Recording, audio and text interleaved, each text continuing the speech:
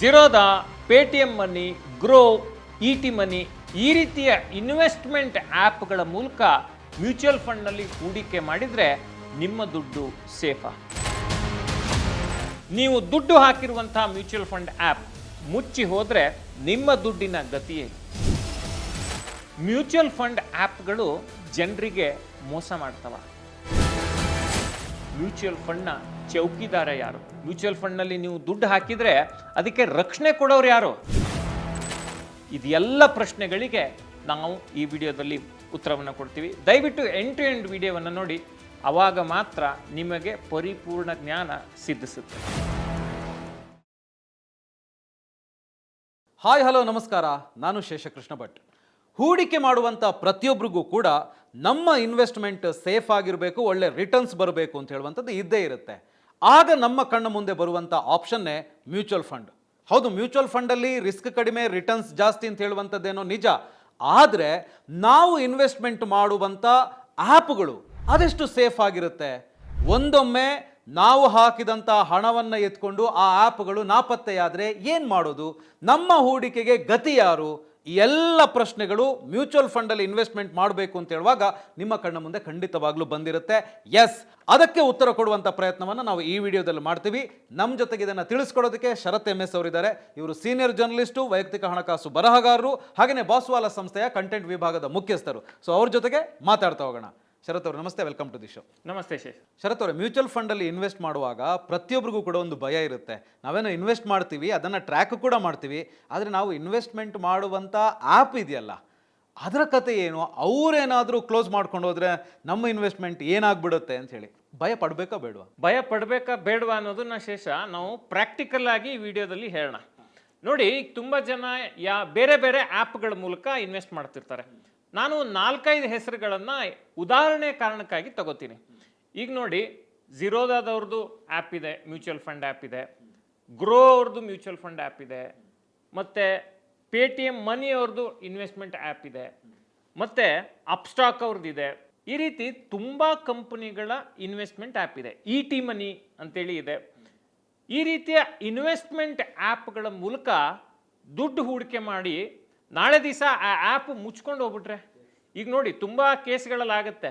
ಏನಂತ ಹೇಳಿದ್ರೆ, ಆ ಕಂಪ್ನಿ ಇತ್ತು, ಅಲ್ಲಿ ಇನ್ವೆಸ್ಟ್ಮೆಂಟ್ ಮಾಡಿಸ್ಕೊಂಡ್ರು, ಅಲ್ಲಿ ಈಗ ಆಫೀಸೇ ಇಲ್ಲ, ಬೀಗ ಹಾಕೊಂಡು ಹೋಗಿದ್ದಾರೆ ಅಂತ. ಎಷ್ಟೋ ಕೋಆಪರೇಟಿವ್ ಬ್ಯಾಂಕ್ಗಳ ಆ ರೀತಿ ಸಮಸ್ಯೆ ಆಗಿದೆ. ಎಷ್ಟೋ ಸತಿ ಈ ಪಂಪ್ ಆ್ಯಂಡ್ ಡಂಪ್ ಸ್ಕೀಮ್ ಅಂತೀವಿ, ದುಡ್ಡು ತಗೊಂಡು ಜನರಿಗೆ ಮೋಸ ಮಾಡಿ ಓಡೋಗುವಂಥದ್ದು, ಈ ರೀತಿ ಆಗುತ್ತೆ.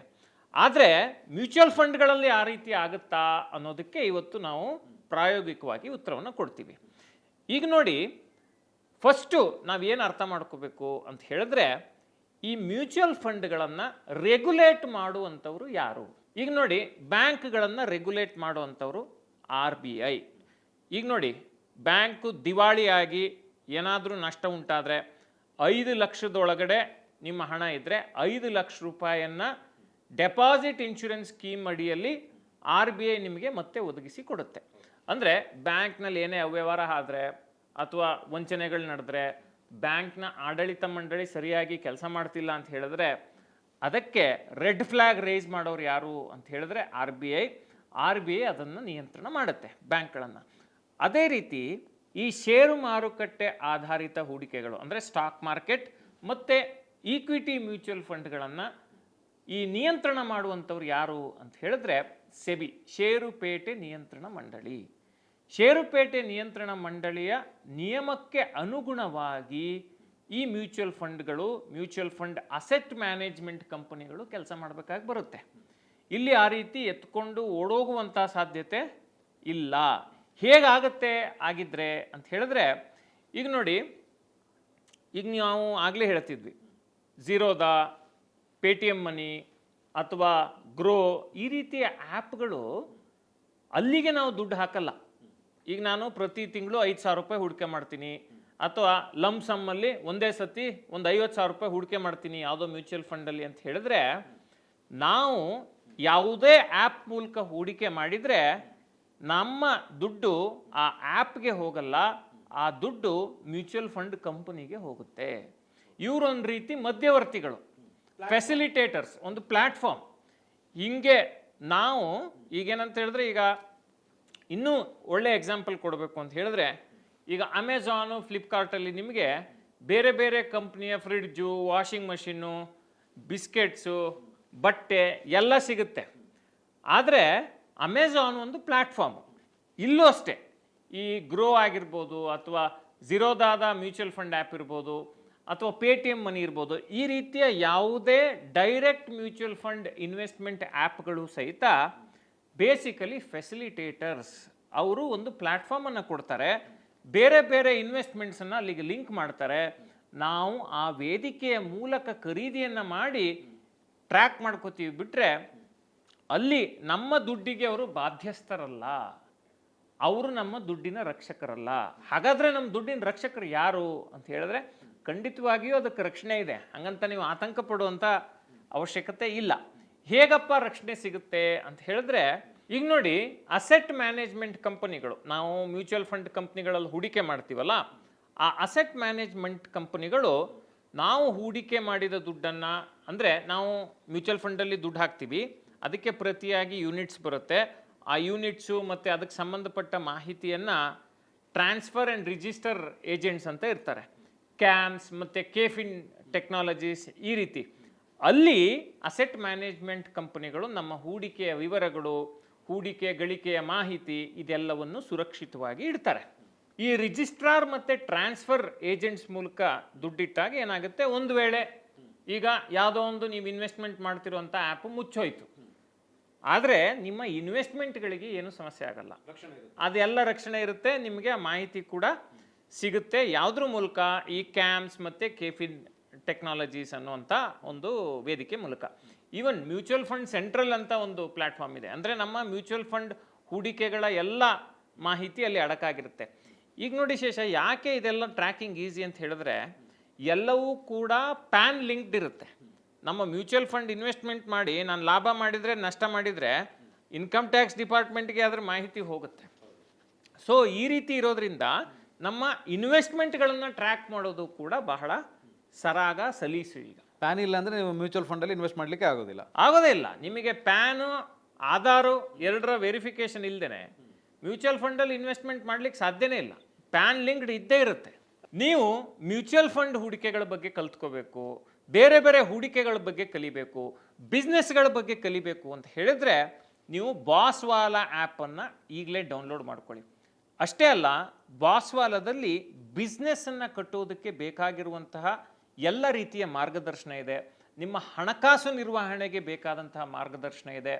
BBAI ಅಂತೇಳಿ ಒಂದು ಫೀಚರ್ ಇದೆ. ಅಲ್ಲಿ ಹೋದರೆ ನೀವೇ ಬಿಸ್ನೆಸ್ ಪ್ಲ್ಯಾನ್ ಜನ್ರೇಟ್ ಮಾಡಿ ನೀವು ಬಿಸ್ನೆಸ್ಸನ್ನು ನಡೆಸೋದು ಹೇಗೆ ಅನ್ನೋದನ್ನ ಒಂದು ಚಿತ್ರಣವನ್ನು ತೆಗೆದುಕೋಬೋದು. ಅಷ್ಟೇ ಅಲ್ಲ, ಅಲ್ಲಿ ಎಕ್ಸ್ಪರ್ಟ್ಸ್ ಇದ್ದಾರೆ. ಆ ಎಕ್ಸ್ಪರ್ಟ್ಸ್ನ ಜೊತೆ ಮಾತಾಡಿ ನೀವು ಯಾವುದೇ ಉದ್ಯಮ ಕಟ್ಟಬೇಕು ಅಥವಾ ಹಣಕಾಸು ನಿರ್ವಹಣೆ ಬಗ್ಗೆ ನಿಮಗೆ ಮಾಹಿತಿ ಬೇಕು ಅಂತ ಹೇಳಿದ್ರೆ ಆ ಎಕ್ಸ್ಪರ್ಟ್ಗಳು ನಿಮಗೆ ಸಹಾಯವನ್ನು ಮಾಡ್ತಾರೆ, ಅದರ ನೆರವನ್ನು ಪಡಿಬೋದು. ಇಷ್ಟೇ ಅಲ್ಲ, 5,000ಕ್ಕೂ ಹೆಚ್ಚು ಮಾಡ್ಯೂಲ್ಗಳಿದ್ದಾವೆ, ವಿಡಿಯೋ ಮಾಡ್ಯೂಲ್ಗಳು. ಈ ವಿಡಿಯೋ ಮಾಡ್ಯೂಲ್ಗಳು ನಿಮಗೆ ಬೇರೆ ಬೇರೆ ಮಾಹಿತಿಯನ್ನು ಒದಗಿಸ್ತವೆ, ಬೇರೆ ಬೇರೆ ವಿಷಯಗಳ ಬಗ್ಗೆ, ಅಂದರೆ ಬಿಸ್ನೆಸ್ ಬಗ್ಗೆ, ಕೃಷಿ ಉದ್ಯಮದ ಬಗ್ಗೆ, ಮತ್ತು ಹಣಕಾಸು ನಿರ್ವಹಣೆ ಬಗ್ಗೆ, ಈ AI ಟೂಲ್ಸ್ ಬಗ್ಗೆ, ಈ ರೀತಿಯ ಎಲ್ಲ ಮಾಹಿತಿ ಸಿಗುತ್ತೆ. ಇದೆಲ್ಲದಕ್ಕೂ ಸೇರಿ 1 ವರ್ಷಕ್ಕೆ 999 ರೂಪಾಯಿ. ಅಂದರೆ ವಾರಾಂತ್ಯದ ಒಂದು ಊಟದ ಖರ್ಚು, ಮನೆಯವರೆಲ್ಲ ಸೇರಿ ಹೊರಗಡೆ ಊಟ ಮಾಡಿದರೆ ಖರ್ಚಾಗುತ್ತಲ್ಲ, ಆ ದುಡ್ಡಲ್ಲಿ ನೀವು ಇಷ್ಟೆಲ್ಲವನ್ನು ಕಲಿಬೋದು.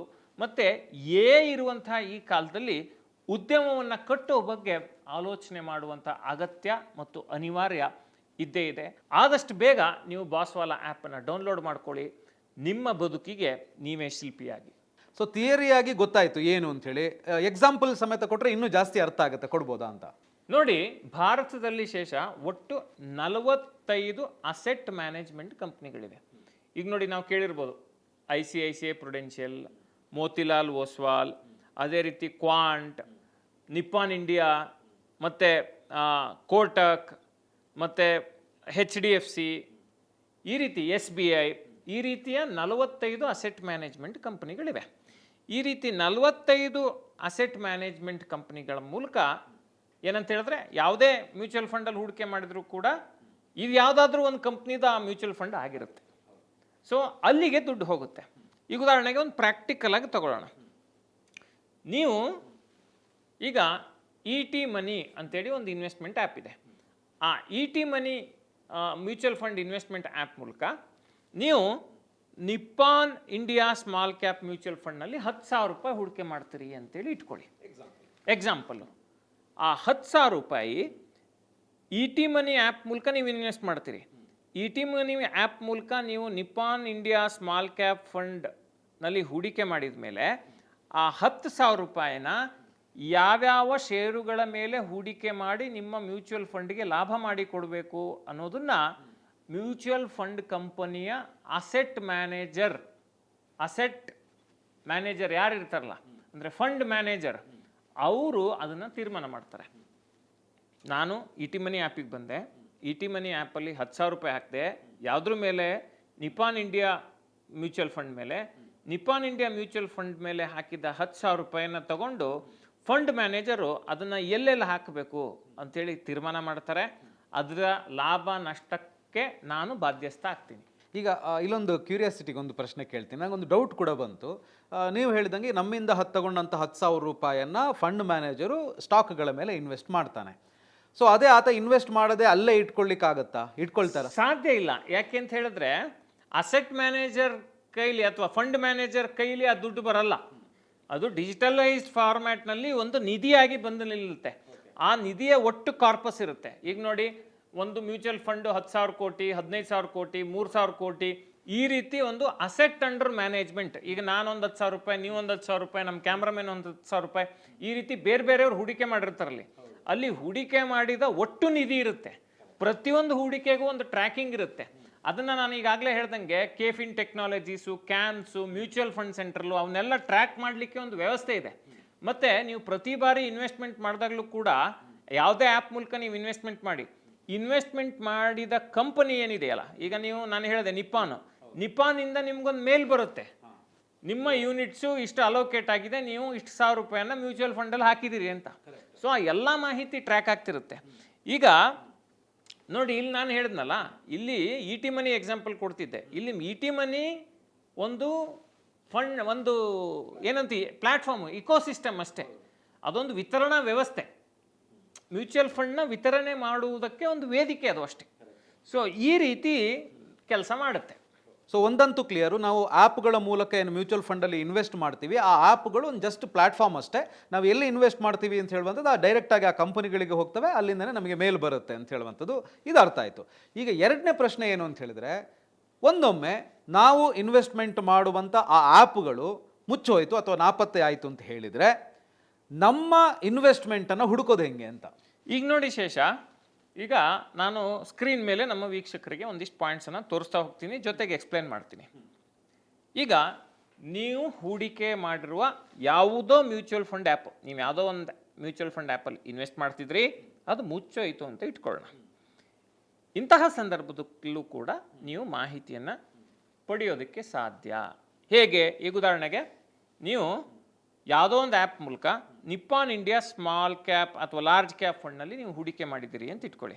ಆ ಆ್ಯಪ್ ಮುಚ್ಚೋಗಿದೆ. ಈಗ ಮುಚ್ಚೋ ಸಂದರ್ಭದಲ್ಲಿ ನೀವು ನಿಪ್ಪಾನ್ ಇಂಡಿಯಾ ಮ್ಯೂಚುವಲ್ ಫಂಡ್ ವೆಬ್ಸೈಟ್ಗೆ ಹೋಗಿ ನಿಮ್ಮ ಇನ್ವೆಸ್ಟ್ಮೆಂಟ್ ಡೀಟೇಲ್ಸನ್ನು ಹಾಕಿದರೆ ಅದು ನಿಮಗೆ ಡೀಟೇಲನ್ನು ಕೊಡುತ್ತೆ. ಎಷ್ಟು ಇನ್ವೆಸ್ಟ್ ಮಾಡಿದ್ದೀರಿ, ಎಷ್ಟಿದೆ, ಎಷ್ಟು ಯೂನಿಟ್ಸ್ ಅಲೋಕೇಟ್ ಆಗಿದೆ ಅನ್ನೋ ಡೀಟೇಲ್ಸನ್ನು ಆ ಆ್ಯಪಲ್ಲಿ. ಈಗ ಉದಾಹರಣೆಗೆ ನಿಪ್ಪಾನ್ ಇಂಡಿಯಾ ವೆಬ್ಸೈಟ್ ಅಂತ ಹೇಳಿದೆ. ಈ ಕೋಟಕ್ ಮ್ಯೂಚುವಲ್ ಫಂಡಲ್ಲಿ ನೀವು ಯಾವುದೋ ಇನ್ವೆಸ್ಟ್ ಮಾಡಿದ್ರಿ, ಕೋಟಕ್ ವೆಬ್ಸೈಟಲ್ಲಿ ಸಿಗುತ್ತೆ. ICICIಯಲ್ಲಿ ಇನ್ವೆಸ್ಟ್ ಮಾಡಿದ್ರಿ, ICICI ವೆಬ್ಸೈಟಲ್ಲಿ ಸಿಗುತ್ತೆ. ಏನು ಸರ್ ಒಂದೊಂದಕ್ಕೊಂದೊಂದು ವೆಬ್ಸೈಟ್ ಹೇಳ್ತಿದ್ದೀರಲ್ಲ, ನಾನೀಗ ಒಂದು 10 ಕಂಪ್ನಿಲಿ ಹೂಡಿಕೆ ಮಾಡಿದ್ದೀನಿ, 10 ಕಂಪ್ನಿ ವೆಬ್ಸೈಟ್ಗೆ ಹೋಗಿ ಚೆಕ್ ಮಾಡೋಕ್ಕಾಗತ್ತಾ ಅಂತ ಹೇಳಿದ್ರೆ ಚೆಕ್ ಮಾಡ್ಬೋದು. ಇಲ್ಲ ನಂಗೆ ಒಂದೇ ಕಡೆ ಬೇಕು ಅಂತ ಹೇಳಿದ್ರೆ, ನಾನು ಆಗಲೇ ಹೇಳಿದ್ನಲ್ಲ, ಕ್ಯಾಮ್ಸ್ ಅಥವಾ ಕೆಫಿನ್ ಟೆಕ್ನಂತಹ ಅಥವಾ ಮ್ಯೂಚುವಲ್ ಫಂಡ್ ಸೆಂಟ್ರಲ್ ಅಂತೇಳಿ ಪ್ಲ್ಯಾಟ್ಫಾರ್ಮ್ಸ್ ಇದೆ. ಅಲ್ಲಿ ನೀವು ಬೇರೆ ಬೇರೆ ಕಡೆ ಹೂಡಿಕೆ ಮಾಡಿರುವಂತಹ ಎಲ್ಲ ಮ್ಯೂಚುವಲ್ ಫಂಡ್ಗಳ ಸಮಗ್ರ ಮಾಹಿತಿ ಅಡಕ ಆಗಿರುತ್ತೆ. ಸೊ ನಾನು ಆಗಲೇ ಹೇಳಿದೆ, ಎಲ್ಲ ಹೂಡಿಕೆಗಳಿಗೂ ಪ್ಯಾನ್ ಲಿಂಕ್ ಆಗಿರುವ ಕಾರಣ ನಿಮ್ಮ ಒಟ್ಟು ಮ್ಯೂಚುವಲ್ ಫಂಡ್ ಹೂಡಿಕೆಗಳ ಮಾಹಿತಿಯನ್ನು ಪಡೆಯೋದು ಸುಲಭ. ಈಗ ನಿಮ್ಮ ಮ್ಯೂಚುವಲ್ ಫಂಡ್ ಆ್ಯಪ್ ಮುಚ್ಚಾಯಿತು ಶೇಷ. ಒಂದನೇ ಆಪ್ಷನ್ನು, ನೀವು ಹೂಡಿಕೆ ಮಾಡಿರುವ ಮ್ಯೂಚುವಲ್ ಫಂಡ್ ಕಂಪನಿಯ ವೆಬ್ಸೈಟ್ನಲ್ಲಿ ನಿಮ್ಮ ಮಾಹಿತಿ ಸಿಗುತ್ತೆ. ಓಕೆ, ನಾನೊಂದು 10 ಮ್ಯೂಚುವಲ್ ಫಂಡಲ್ಲಿ ಇನ್ವೆಸ್ಟ್ ಮಾಡಿದ್ದೀನಿ, 10 ಹುಡ್ಕೊಂಡು ಕೂರೋದು ಕಿರಿಕಲ್ವಾ, ಒಂಥರ ಕಿರಿಕಿರಿ ಅಲ್ವಾ ಅಂತ ಅನ್ನಿಸ್ಬೋದು. ಅದಕ್ಕೆ ನಾನಾಗಲೇ ಹೇಳಿದ್ನಲ್ಲ, ಮ್ಯೂಚುವಲ್ ಫಂಡ್ ಸೆಂಟ್ರಲ್, ಕ್ಯಾಂಪ್ಸ್, ಕೇಫಿಂಟರ್ ಟೆಕ್ನಾಲಜೀಸ್ ಥರದ ಪ್ಲ್ಯಾಟ್ಫಾರ್ಮ್ಸ್ ಇದೆ. ಅಲ್ಲಿ ಹೋಗಿ ನಿಮ್ಮ ಹೂಡಿಕೆಯ ಎಲ್ಲ ಸಮಗ್ರ ವಿವರ ಸಿಗುತ್ತೆ. ಇವರೆಲ್ಲ ಬೇಸಿಕಲಿ ಇದಕ್ಕೆ ರಿಜಿಸ್ಟ್ರಾರು. ನೀವು ಹೂಡಿಕೆ ಮಾಡಿರೋ ಪ್ರತಿಯೊಂದು ಮಾಹಿತಿ ಕೂಡ ಇವ್ರ ಹತ್ರ ಬೈ ಡಿಫಾಲ್ಟ್ ಇರುತ್ತೆ. ಅವ್ರಿಗೆ ನಿಮ್ಮ ಮಾಹಿತಿಯನ್ನು ಸುರಕ್ಷಿತವಾಗಿಡೋದೇ ಅವ್ರ ಕೆಲಸ. ಸೊ ಇದನ್ನ ನಾವು ಅರ್ಥ ಮಾಡ್ಕೋಬೇಕಾಗತ್ತೆ ಶೇಷ. ಸೊ ಇದೇನೋ ನಿಜ. ಈಗ ಮ್ಯೂಚುವಲ್ ಫಂಡ್ ಆ್ಯಪ್ಗಳು ಎಲ್ಲವೂ ಕೂಡ ಸೆಬಿ ರಿಜಿಸ್ಟರ್ಡೇ ಇರ್ತಾವಲ್ಲ. ಸೊ ಇದರಲ್ಲಿ ರಿಜಿಸ್ಟರ್ಡ್ ಇಲ್ಲದೆ ಇರುವಂಥ ಆ್ಯಪ್ಗಳು ಅಂತ ಏನಾದರೂ ಇರುತ್ತಾ? ನೋಡಿ, ಮ್ಯೂಚುವಲ್ ಫಂಡ್ಗಳ ಜೊತೆ ಯಾವುದೇ ಇನ್ವೆಸ್ಟ್ಮೆಂಟ್ ಆ್ಯಪ್ ಇರಬೇಕು ಅಂತ ಹೇಳಿದ್ರೆ ಅದು ಕಡ್ಡಾಯವಾಗಿ ಸೆಬಿ ರಿಜಿಸ್ಟರ್ಡ್ ಆಗಿರಲೇಬೇಕು. ಒಂದು ವೇಳೆ ಯಾರೋ ನಿಮಗೆ ಇಲ್ಲೊಂದು ಆ್ಯಪ್ ಇದೆ, ಅದು ನೀವು ನೋಡಿ, ಇನ್ವೆಸ್ಟ್ಮೆಂಟ್ ಮಾಡೋಕ್ಕೆ ಮುಂಚೆ ಆ ಆ್ಯಪ್ ಏನು, ಅದ್ರ ಹಿನ್ನೆಲೆ ಏನು, ಯಾರದನ್ನು ಮಾಡಿದ್ದಾರೆ, ಇದು ಸೆಬಿ ಪಟ್ಟಿಯಲ್ಲಿ ಇದೆಯಾ, ಅದನ್ನೆಲ್ಲ ನೋಡ್ಕೊಳ್ಳಿ. ಸಾಮಾನ್ಯವಾಗಿ ಆ ರೀತಿಯ ಆ್ಯಪ್ಗಳನ್ನು ಚಲಾವಣೆಯಲ್ಲಿ ಇರಲಿಕ್ಕೆ ಬಿಡೋದಿಲ್ಲ, ಸೆಬಿ ಮಾನಿಟರ್ ಮಾಡ್ತಿರುತ್ತೆ.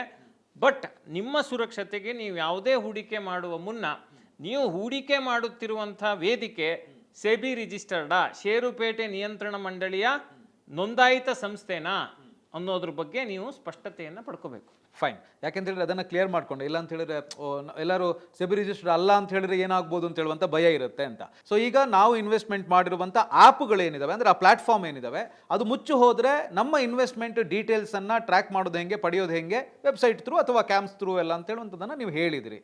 ಅದೇನೋ ನಿಜ. ಬಟ್ ನಾವೀಗ ಇನ್ವೆಸ್ಟ್ಮೆಂಟ್ ಮಾಡುವಾಗ ಆ್ಯಪ್ ಥ್ರೂ ಮಾಡಿರ್ತೀವಿ.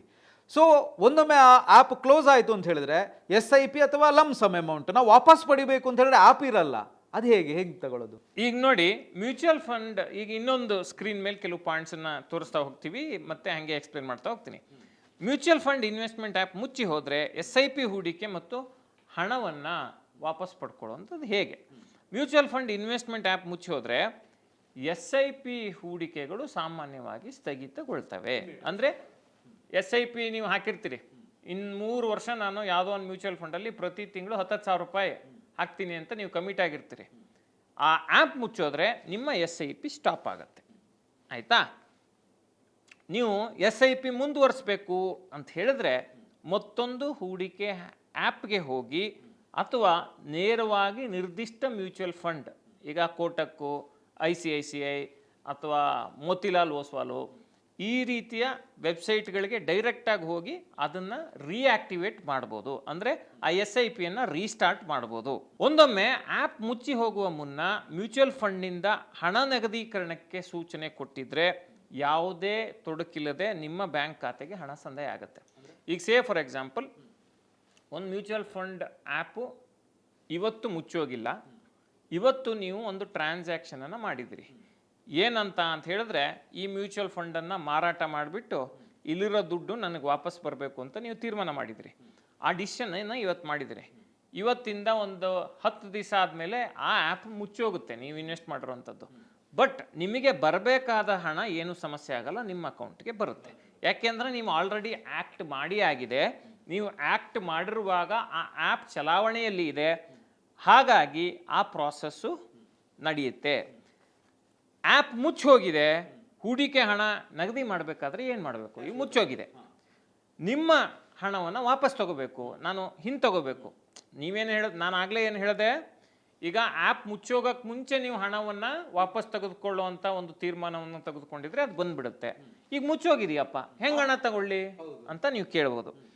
ಆಗ ಹೂಡಿಕೆ ಹಣ ನಗದೀಕರಣ ಮಾಡಬೇಕು, ವಾಪಸ್ ತಗೋಬೇಕು ಅಂದರೆ ನಿಮ್ಮ ಮ್ಯೂಚುವಲ್ ಫಂಡ್ನ ಫೋಲಿಯೋ ನಂಬರ್, ಪ್ರತಿಯೊಂದು ಮ್ಯೂಚುವಲ್ ಫಂಡ್ಗೂ ಒಂದು ಫೋಲಿಯೋ ನಂಬರ್ ಇರುತ್ತೆ. ಅದನ್ನು ಬಳಸಿ ನಿರ್ದಿಷ್ಟ ಕಂಪನಿಯ ಮ್ಯೂಚುವಲ್ ಫಂಡ್ ವೆಬ್ಸೈಟ್ಗೆ ಭೇಟಿ ನೀಡಿ ನೀವು ಹಣವನ್ನು ವಾಪಸ್ ಪಡೆದುಕೊಳ್ಳುವಂಥ ಪ್ರಕ್ರಿಯೆಯನ್ನು ಪೂರ್ಣಗೊಳಿಸ್ಬೋದು. ನೀವು ಕೇಳ್ಬೋದು, ಫೋಲಿಯೋ ನಂಬರ್ ಎಲ್ಲಿರುತ್ತಪ್ಪ, ಆ್ಯಪೇ ಮುಚ್ಚೋಗಿದೆಯಲ್ಲ ಅಂತ ಹೇಳಿದ್ರೆ, ನಾನಾಗಲೇ ಹೇಳಿದ್ನಲ್ಲ, mutual fund Central, CAMS, KFin Technologies, ಇಲ್ಲಿ ನಿಮ್ಮ ಮಾಹಿತಿ ಇರುತ್ತೆ. ಅದರ ಜೊತೆಗೆ ನೀವು ಪ್ರತಿ ಬಾರಿ ಹೂಡಿಕೆ ಮಾಡಿದಾಗಲೂ ಕೂಡ ಆ ಮ್ಯೂಚುವಲ್ ಫಂಡ್ನಲ್ಲಿ ಏನು ಇನ್ವೆಸ್ಟ್ಮೆಂಟ್ ಆಗಿದೆ, ಎಷ್ಟು ಯೂನಿಟ್ಸ್ ಅಲೋಕೇಟ್ ಆಗಿದೆ ಅನ್ನೋ ಒಂದು ಮೇಲು ನಿಮಗೆ ಬಂದಿರುತ್ತೆ. ಆ ಮೇಲಲ್ಲಿ ಫೋಲಿಯೋ ನಂಬರ್ ಇರುತ್ತೆ. ಇನ್ನೊಂದು, ಬಹುಶಃ ನೀವು ಯಾವ ಮ್ಯೂಚುವಲ್ ಫಂಡಲ್ಲಿ ಇನ್ವೆಸ್ಟ್ ಮಾಡ್ತೀರೋ ಅದರ ಫೋಲಿಯೋ ನಂಬರ್ ಸಿಕ್ಕಿದ ತಕ್ಷಣ ಅದನ್ನೆಲ್ಲ ಒಂದು ಕಡೆ ನೋಟ್ ಮಾಡಿ ಇಟ್ಕೊಳ್ಳೋದು ಕೂಡ, ನೋಟ್ ಮಾಡಿ ಇಟ್ಕೋಬಹುದು. ನೋಟ್ ಮಾಡಿ ಇಟ್ಕೊಂಡಿಲ್ವಾ, ನಿಮ್ಮ ಮೇಲಲ್ಲಿ ಇರುತ್ತೆ. ಮೇಲ್ ನಿಮಗೆ ಇಲ್ವಾ, camps, KFin technologies, mutual fund ಸೆಂಟ್ರಲಲ್ಲಿ ಮಾಹಿತಿ ಸಿಗುತ್ತೆ.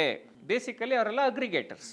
ಸೊ ಅವ್ರ ಮೂಲಕ ಕೂಡ ನೀವು ಹೂಡಿಕೆ ಹಣವನ್ನು ವಾಪಸ್ ಪಡೀಲಿಕ್ಕೆ ಸಾಧ್ಯ ಆಗ್ತದೆ.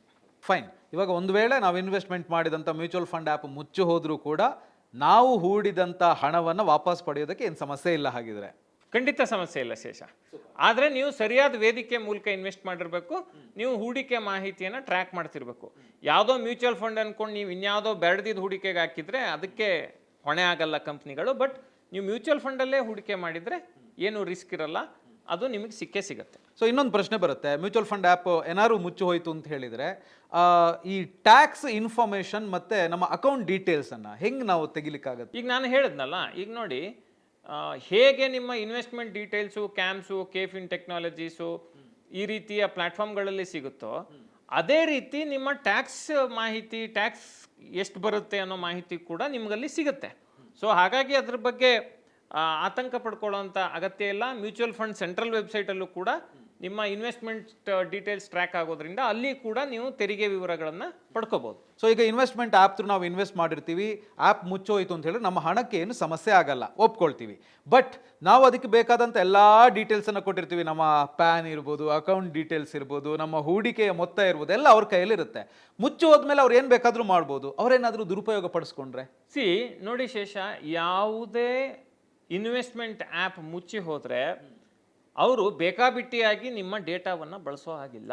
ಅದಕ್ಕೆ ಸೆಬಿ ನಿರ್ದೇಶನ ಇದೆ. ಸೆಬಿ ಮಾನದಂಡಗಳ ಪ್ರಕಾರನೇ ಆ ಡೇಟಾವನ್ನು ಸುರಕ್ಷಿತವಾಗಿ ಕಾಪಾಡಲೇಬೇಕು. ಆ ಮಾಹಿತಿಯನ್ನು ಯಾರ್ಯಾರ ಜೊತೆಗೂ ಹಂಚಿಕೊಂಡು ಅದನ್ನು ದುರುಪಯೋಗ ಮಾಡುವಂಥ ಯಾವುದೇ ಅವಕಾಶವನ್ನು ಸೆಬಿ ಕೊಡೋದಿಲ್ಲ.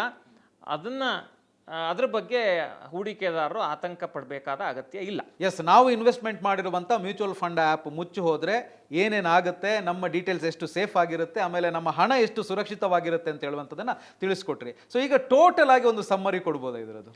ಖಂಡಿತ ಶೇಷ. ಈಗ ನೋಡಿ, ಸ್ಕ್ರೀನ್ ಮೇಲೆ ಒಂದಿಷ್ಟು ಪಾಯಿಂಟ್ಸ್ ಹಾಕ್ತಿ ಹೇಳ್ತಾ ಹೋಗೋಣ. ನೋಡಿ, ಮೊದಲನೇದಾಗಿ ನೀವು ಇನ್ವೆಸ್ಟ್ಮೆಂಟ್ ಮಾಡಿರುವಂಥ SEBI registered mutual fund app ಒಂದು ವೇಳೆ ಮುಚ್ಚಿ ಹೋದರೆ ನೀವು ಆತಂಕಕ್ಕೆ ಒಳಗಾಗುವಂಥ ಅಗತ್ಯ ಇಲ್ಲ. ನಿಮ್ಮ ಮ್ಯೂಚುವಲ್ ಫಂಡ್ ಹೂಡಿಕೆಗಳು ಸುರಕ್ಷಿತವಾಗಿರ್ತವೆ. ಇನ್ವೆಸ್ಟ್ಮೆಂಟ್ ಆ್ಯಪ್ ಒಂದು ಮಧ್ಯವರ್ತಿ ಅಷ್ಟೇ, ಆಯಿತಾ? ನಿಮ್ಮ mutual fund folio number, PAN number ಮತ್ತು ನೋಂದಾಯಿತ ಸಂಪರ್ಕ ಸಂಖ್ಯೆಗಳನ್ನು ಕೈಗೆ ಸಿಗುವಂತೆ ಇಟ್ಕೊಳ್ಳಿ ಸಾಧ್ಯ ಆದಷ್ಟು, ಆಯಿತಾ? ನಿಮ್ಮ ಹೂಡಿಕೆಗಳ ವಿವರ ಮತ್ತು ನಿರ್ವಹಣೆಗೆ ಮ್ಯೂಚುವಲ್ ಫಂಡ್ ಸೆಂಟ್ರಲ್, ಕ್ಯಾಂಪ್ಸ್ ಮತ್ತು ಕೇಫಿನ್ ಟೆಕ್ ಅಥವಾ ಮ್ಯೂಚುವಲ್ ಫಂಡ್ ಕಂಪನಿಗಳ ವೆಬ್ಸೈಟ್ಗೆ ಭೇಟಿ ನೀಡಿ.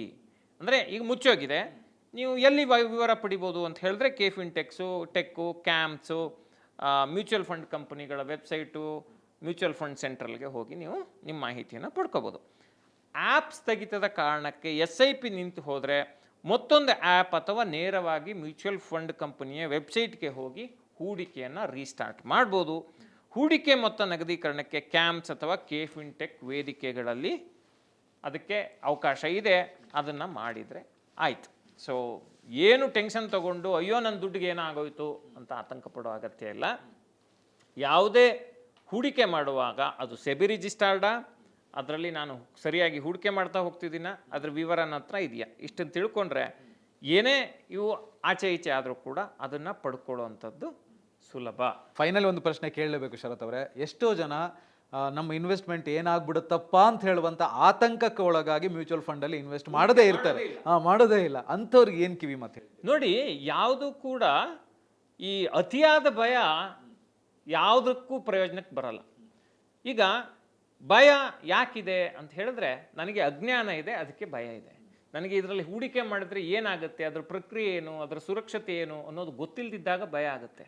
ಏನಾಗುತ್ತೆ ಅನ್ನೋದು ಗೊತ್ತಿದ್ದಾಗ ಭಯ ಯಾಕಿರುತ್ತೆ? ಸೊ ಬೇಸಿಕಲಿ ಈ ಭಯ ಹೋಗಬೇಕು ಅಂದರೆ ಮ್ಯೂಚುವಲ್ ಫಂಡ್ಗಳು ಹೆಂಗೆ ಕೆಲಸ ಮಾಡ್ತವೆ, ಹೆಂಗೆ ದುಡ್ಡು ಹೂಡಿಕೆ ಆಗುತ್ತೆ, ಆ ಹೂಡಿಕೆ ಆ ದುಡ್ಡಿಗೆ ಹೆಂಗೆ ಯೂನಿಟ್ಸ್ ಅಲೋಕೇಟ್ ಆಗುತ್ತೆ, ಆ units over a period of time grow ಆಗಿ ಹೆಂಗೆ ನಿಮಗೆ ಲಾಭವನ್ನು ತಂದುಕೊಡುತ್ತೆ, ಈ ಎಲ್ಲ ಚಿತ್ರಣವನ್ನು ತಿಳ್ಕೊಂಡಾಗ ಯಾವುದೇ ಆತಂಕ ಇರೋದಿಲ್ಲ. ಆತಂಕ ಪಟ್ಕೊಂಡು ನಾನು ಮ್ಯೂಚುವಲ್ ಫಂಡಲ್ಲಿ ದುಡ್ಡು ಹಾಕಲ್ಲ ಅನ್ನೋದ್ರಲ್ಲಿ ನನಗೆ ಯಾವುದೇ ಅರ್ಥ ಇದೆ ಅಂತ ಅನ್ಸೋದಿಲ್ಲ. ಆ್ಯಪ್ಗಳ ಬಗ್ಗೆ ಅಂತೂ ನಿಮ್ಗೆ ಯಾವುದೇ ರೀತಿಯಾದಂಥ ಇದು ಬೇಡ. ಆ್ಯಪ್ ಆಗಲಿ ಅಥವಾ ಯಾವುದೇ ಆನ್ಲೈನ್ ಪ್ಲ್ಯಾಟ್ಫಾರ್ಮಲ್ಲಿ ಹೂಡಿಕೆ ಮಾಡುವಾಗ ಅದರ ನಿಖರತೆಯನ್ನು ಪರೀಕ್ಷೆ ಮಾಡಿಕೊಂಡೇ ಹೂಡಿಕೆ ಮಾಡಿ. ಅಂದರೆ ಅದು ಸೆಬಿ ರಿಜಿಸ್ಟರ್ಡಾ, ಮತ್ತೊಂದ ಇನ್ನೊಂದ ಅಂತೇಳಿ ಒಂದು ವೇಳೆ ಅದೆಲ್ಲ ಪರೀಕ್ಷೆ ಮಾಡಿಕೊಂಡು ಹೂಡಿಕೆ ಮಾಡಿದ ಮೇಲೂ ಆ್ಯಪ್ ಮುಚ್ಚೋಯ್ತು ಅಂತ ಹೇಳಿದ್ರೆ ಆತಂಕ ಪಡೋ ಅಗತ್ಯ ಇಲ್ಲ. ಥ್ಯಾಂಕ್ ಯು ವೆರಿ ಮಚ್ ಶರತ್ ಅವರೇ. ಬಹಳಷ್ಟು ಜನರಿಗೆ ಇದ್ದಂಥ ಅನುಮಾನ, ಪ್ರಶ್ನೆ ಕಮೆಂಟ್ ಬಾಕ್ಸಲ್ಲೂ ಕೂಡ ತಿಳಿಸಿದ್ರು ಜನ. ಏನು ಅಂತ ಹೇಳಿದ್ರೆ ಮ್ಯೂಚುವಲ್ ಫಂಡ್ ಆ್ಯಪ್ ಮುಚ್ಚೋದ್ರೆ ಏನು ಮಾಡೋದು ಅಂತ. ಸೊ ಆ ಥರ ಏನೂ ಆಗೋದಿಲ್ಲ, ಆದರೆ ಸಹ ಅದಕ್ಕೆ ಪರಿಹಾರ ಇದೆ. ನಿಮ್ಮ ಹೂಡಿಕೆಗೆ ಏನೂ ಆಗೋದಿಲ್ಲ ಅಂತ ಹೇಳುವಂಥ ಧೈರ್ಯವನ್ನು ತುಂಬಿದಿರಿ. Once again thank you very much. Thank you Shesha. Yes, ನೋಡಿದ್ರಲ್ಲ, ಮ್ಯೂಚುವಲ್ ಫಂಡ್ ಆ್ಯಪ್ಗಳು ಒಂದೊಮ್ಮೆ ಮುಚ್ಚಿ ಹೋದರೂ ಕೂಡ ನೀವು ಮಾಡಿರುವಂಥ ಹೂಡಿಕೆ ಎಷ್ಟು ಸೇಫ್ ಆಗಿರುತ್ತೆ, ನಿಮ್ಮ ಡೀಟೇಲ್ಸು, ನಿಮ್ಮ ಎಲ್ಲ ಪರ್ಸನಲ್ ಇನ್ಫಾರ್ಮೇಷನ್ಸು ಎಷ್ಟು ಸುರಕ್ಷಿತವಾಗಿರುತ್ತೆ ಅಂತ ಹೇಳುವಂಥದ್ದನ್ನು ಇನ್ ಡೀಟೇಲ್ ಆಗಿ ಶರತ್ ಅವರು ತಿಳಿಸ್ಕೊಟ್ಟಿದ್ದಾರೆ. ಈ ವಿಡಿಯೋ ನಿಮಗೆ ಇಷ್ಟ ಆಗಿದೆ ಅಂತ ಅನ್ಕೊಳ್ತೀನಿ. ಲೈಕ್ ಮಾಡಿ, ಶೇರ್ ಮಾಡಿ, ಬಾಸ್ ವಾಲಾ ಕನ್ನಡ ಚಾನಲ್ನ ಸಬ್ಸ್ಕ್ರೈಬ್ ಮಾಡೋದನ್ನು ಮರಿಬೇಡಿ. Boss Vala, B the boss.